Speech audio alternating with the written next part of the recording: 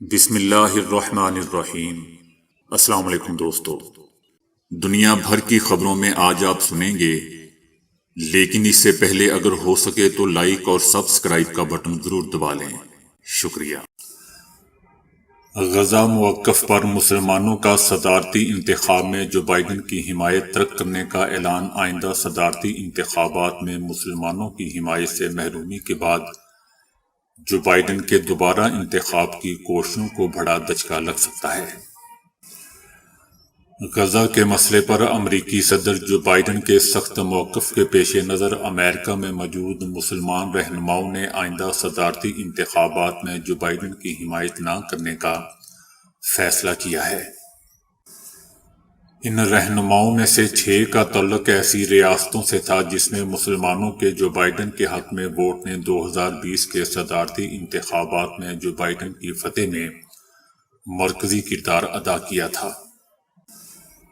جب ان سے پوچھا گیا کہ انتخاب میں ان کے پاس جو بائیڈن کے متبادل کیا ہے تو انہوں نے کہا کہ ہمارے پاس صرف 2 نہیں بلکہ کافی آپشنز ہیں۔ ان کا کہنا تھا کہ ہم سابق صدر ٹرمپ کو بھی سپورٹ نہیں کریں گے۔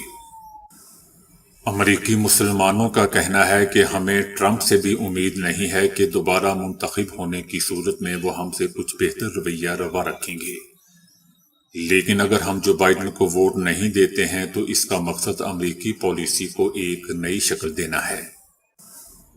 امریکی ریاست ایریزونا میں بھی جو بائیڈن اور ان کے حامیوں کو مشکلات کا سامنا کرنا پڑ سکتا ہے، جہاں 25,000 مسلمان ووٹرز ہیں، اور جو بائیڈن نے 2020 الیکشن میں 10,500 ووٹوں سے کامیابی حاصل کی تھی۔ پاکستان کے نگراں وزیر اعظم کا کہنا ہے کہ غزہ کی جنگ سرحدوں سے باہر نکل سکتی ہے، جس کی کوئی حد نہیں ہوگی۔ پاکستان مسئلہ فلسطین کے 2 ریاستی حل پر یقین رکھتا ہے۔ امریکی پارلیمنٹ میں فلسطینیوں کے حق میں احتجاج ہوا ہے۔ فلسطینی نژاد مسلم رکن اسمبلی نے فلسطینیوں پر امریکہ میں حملوں کی شدید الفاظ میں مذمت کی۔ پاکستان کا ایک گھٹیا سیاستدان اون چودھری کا کہنا ہے کہ عمران خان اور بشرا بی بی کے راز کھولے تو منہ نہیں چھپا سکو گے۔ بشرا بی بی قرآن اٹھا کر بتائیں کہ انہوں نے نکاح سے پہلے عمران خان کا چہرہ نہیں دکھایا۔ پی ٹی آئی کا کہنا ہے کہ مرتضی سولنگی ہمیں جمہوریت کا درس دینے کی بجائے شفاف الیکشن کروائیں۔ نگراں حکومت انٹرا پارٹی الیکشن سبوتاژ کرنے کے کھیل میں پیش ہے۔ نواز شریف اور فضل الرحمان کی ملاقات میں انتخابات میں سیٹ ایڈجسٹمنٹ پر بات چیت ہوئی ہے۔ سیاسی صورتحال پر تبادلہ خیال بھی ہوا ہے۔ آئندہ عام انتخابات سمیت دونوں جماعتوں کی سیاسی حکمت عملی پر بھی غور و خوض کیا گیا۔ میرے خیال سے دوستو اس کی ضرورت نہیں تھی، کیونکہ اسٹیبلشمنٹ پہلے ہی سب کچھ طے کر چکی ہے۔ لاہور ہائی کورٹ کا پانی ضائع کرنے والے گھروں پر 10,000 روپے جرمانے کا حکم دے دیا گیا ہے۔ پانی کا بے دریغ استعمال کرنے والے کمرشل صارفین پر 20,000 روپے جرمانہ کیا جائے گا۔ جماعت اسلامی کے امیر سراج الحق کا کہنا ہے کہ باپ بیٹی اور باپ بیٹے کی موروثی سیاست سے نکلنے کا وقت آ چکا ہے۔ 8 فروری موروثی سیاست کے لیے یوم نجات ہوگا انشاءاللہ۔ لاہور میں گردہ نکالنے والا ایک اور گروہ پکڑا گیا۔ 90 افراد کے آپریشن کر چکے ہیں۔ ملزمان کا ہدف غریب افراد ہوتے تھے جو نوکری کا جھانسا دے کر گردہ نکالتے تھے۔ فی گردہ 25 تا 50 لاکھ کے درمیان بکتا تھا۔ بھارتی فضائیہ کا طیارہ گر کر تباہ ہو گیا۔ اموات کا خطرہ ہے۔ طیارے نے حیدرآباد شہر میں انڈین ایئر فورس اکیڈمی سے پرواز بھری تھی۔ عمران خان کا کہنا ہے کہ 9 مئی لندن پلان کا حصہ تھا۔ لندن پلان نواز شریف کو لانے، ہمیں جیلوں میں ڈالنے اور پی ٹی آئی کو ختم کرنے کے لیے تھا۔ سائفر کیس میں عمران خان اور شاہ محمود قریشی پر فرد جرم عائد کرنے کا فیصلہ ہو گیا ہے۔ عدالت نے 12 دسمبر کو فرد جرم کی تاریخ مقرر کر دی۔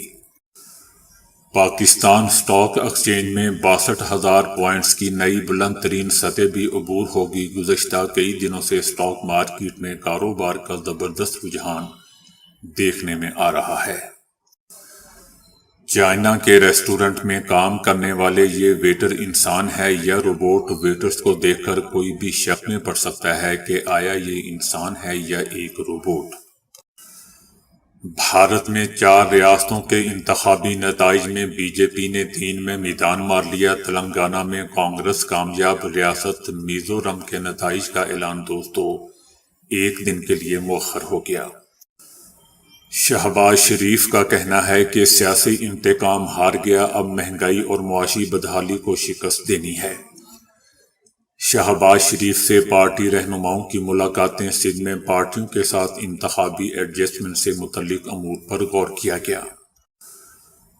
کراچی میں اغوا برائے تاوان میں ملوث 3 پولیس اہلکاروں کو گرفتار کر لیا گیا۔ تینوں پولیس اہلکاروں نے تاجر کو اغوا کر کے تاوان طلب کیا تھا۔ ایک تحقیق میں بتایا گیا ہے کہ 2050 تک 1 ارب سے زائد افراد ہڈیوں کے امراض میں مبتلا ہو جائیں گے۔ جوڑوں کا مستقل درد یا محدود نقل و حرکت جیسی ابتدائی علامات کو بالکل نظر انداز نہیں کیا جانا چاہیے۔ بشریٰ انصاری کا کہنا ہے کہ 50-50 پروگرام میرا نہیں بلکہ زیبا شہناز کا تھا۔ جوانی میں بھارتی فلموں میں کام کرنے کی پیشکش نہیں ہوئی، کچھ سال پہلے پیشکش ہوئی تھی۔ خواجہ آصف کا کہنا ہے کہ عمران خان نے اپنی کرسی زرداری کے تراشے ہیرے کے حوالے کر دی۔ پی ٹی آئی کے رہنماؤں اور کارکنوں کے لیے یہ ڈوب مرنے کا مقام ہے، لیکن دوستو اس نے یہ نہیں بتایا کہ یہ خود کب ڈوب مرے گا۔ بابر اعوان کا کہنا ہے کہ عمران خان چاہتے ہیں کہ سائفر کیس کے ٹرائل میں سابق جرنیل امریکی سفیر کو بھی طلب کیا جائے۔ لاہور فضائی آلودگی میں ایک بار پھر دنیا میں سر فہرست، صوبائی دارالحکومت کا ایئر کوالٹی انڈیکس 266 کی غیر صحت بخش تشویشناک سطح پر رپورٹ کیا گیا۔ یہ WHO کی سالانہ گائیڈ لائن ویلیو سے 53.8 گنا دوستو زیادہ ہے۔ تو دوستو ابھی کے لیے اتنا ہی۔